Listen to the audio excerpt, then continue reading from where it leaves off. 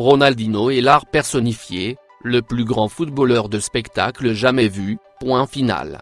Les footballeurs sont venus et sont partis et continueront de le faire, mais il semble presque impossible pour le sport de produire un autre joueur aussi diaboliquement rusé et habile que le sorcier brésilien. Ronaldinho est devenu la première légende à prendre sa retraite en 2018 après avoir décidé de raccrocher ses bottes il y a quelques jours.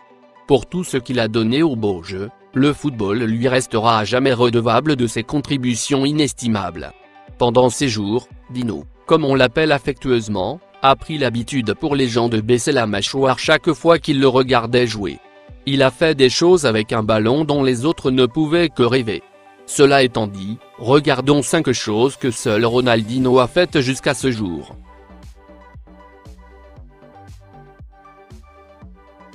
De tous les innombrables tours de magie qu'il a exécutés, aucun n'est peut-être aussi impressionnant que celui-ci. Ronaldinho jongle autour de la surface de réparation et envoie soudainement le ballon vers le but. Beaucoup auraient pu prévoir qu'il marquait comme d'habitude, mais il reste stupéfait lorsque le ballon lui revient. Comme pour prouver que ce n'est pas une chose unique, Dino répète l'action 2 fois, montrant son contrôle et sa précision pieux. Nous parlons de la toute première vidéo qui a amassé 1 million de vues sur YouTube, la pièce touche off gold du Brésilien pour Nick.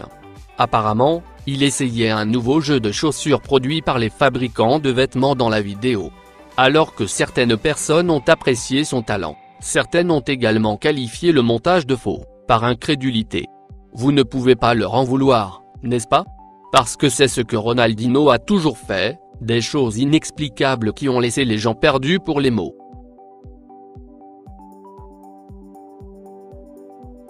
Certes, tous les fans de football connaissent maintenant ce conte, l'histoire de la façon dont Ronaldinho est entré en scène après un match de 23 buts.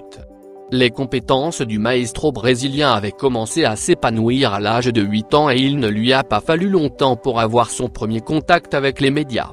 Dans un match qui s'est terminé 23-0, un Ronaldinho de 13 ans a marqué les 23 buts contre un club local. Un an plus tard, il faisait déjà les gros titres en tant qu'artiste vedette du succès du championnat du monde U17 du Brésil en Égypte.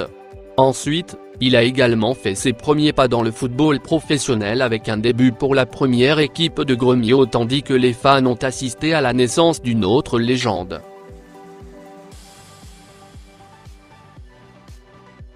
Tout au long de sa carrière, Ronaldinho a remporté de nombreux éloges pour son contrôle du ballon absolument magnifique, sans parler de son sac de nombreux tours de football. Tout cela est accrédité à sa jeunesse quand il a passé des heures à jouer au football de plage et au futsal, une raison cruciale derrière son style de jeu attrayant et dévastateur. La jonglerie, comme nous le savons, est l'exercice le plus élémentaire utilisé pour peaufiner le contrôle du ballon. Bien sûr, tous les footballeurs le font, mais peuvent-ils le faire aussi bien les yeux fermés? Dans un défi qui consistait à jongler avec le ballon avec un morceau de tissu utilisé pour bander les yeux, des gens comme Robert Lewandowski, Bastien Schweinsteiger, Theo Walcott, Xavi Hernandez et bien d'autres n'ont pas réussi à réunir un décompte de 10.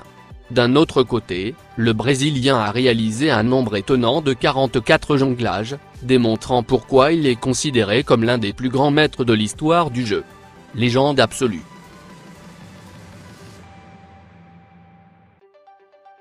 Cet incident montre clairement que Ronaldinho n'était pas seulement un grand filou et un dribbleur, mais aussi un lecteur intelligent du jeu. Le Brésilien a montré sa brillante présence d'esprit en utilisant un stratagème astucieux lors d'un match contre São Paulo. L'incident a commencé avec Dino se dirigeant vers le gardien de but alors que le ballon sortait pour une remise en jeu. Au départ, il semblait qu'il prenait sa position alors que son coéquipier se préparait pour la remise en jeu. Cependant, Ronaldinho est allé directement vers le gardien adverse Rogério Ceni et a demandé sa bouteille d'eau tandis que les défenseurs de São Paulo ne savaient absolument pas où il se trouvait. Après avoir bu de l'eau, il est resté près du gardien et à 20 mètres de la ligne de défense, sans aucune marque. Sentant le stratagème, le coéquipier de Ronaldinho a cassé la défense en lançant simplement le ballon vers lui. À son tour, le Brésilien a fait un centre rapide pour Joe qui est arrivé à temps pour taper le ballon dans le filet. En regardant la vidéo, cela ressemble à une tentative de hors-jeu compte tenu de la position de Ronaldinho lorsqu'il a reçu le ballon. Mais c'est là que réside son éclat. La règle du hors-jeu ne s'applique qu'aux passes et non aux touches, un savoir qu'il a sagement utilisé pour fixer un objectif.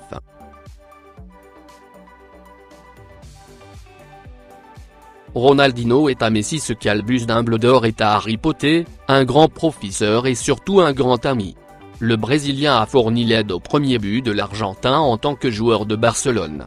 De plus, Dino a été crédité par beaucoup pour avoir joué un rôle notable dans la création du peut-être le plus grand joueur que le jeu ait jamais vu. Bien sûr, le diminutif N de Grey10 n'avait pas besoin de beaucoup de tutorat, vu à quel point il était naturellement doué pour un joueur. Pourtant, quand il s'agit de jouer sous l'ombre du plus grand joueur du monde, très peu de joueurs peuvent supporter la pression qui en découle. Le vainqueur de la Coupe du Monde s'est assuré que les capacités de Messi ne s'épuisaient pas sous le stress de jouer pour un club géant aux côtés de grands footballeurs. Dino a montré quel bijou il était, aidant un Messi de 17 ans à s'adapter au club. Le Brésil et l'Argentine partagent une rivalité féroce sur le terrain mais cela n'a jamais compté en ce qui concerne les vestiaires du camp de nous. Ronaldinho a été gentil et doux avec Messi dès le début, un fait qui est tout à fait visible dans la citation susmentionnée.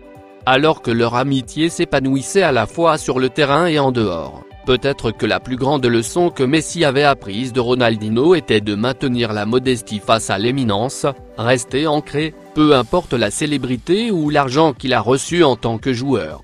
Aujourd'hui, quand vous voyez Léo Messi faire une passe décisive à Luis Suarez, permettant à Neymar de décocher un tir malgré lui-même sur un coup du chapeau et tendre la main à Ousmane Dembélé au club, n'est-ce pas?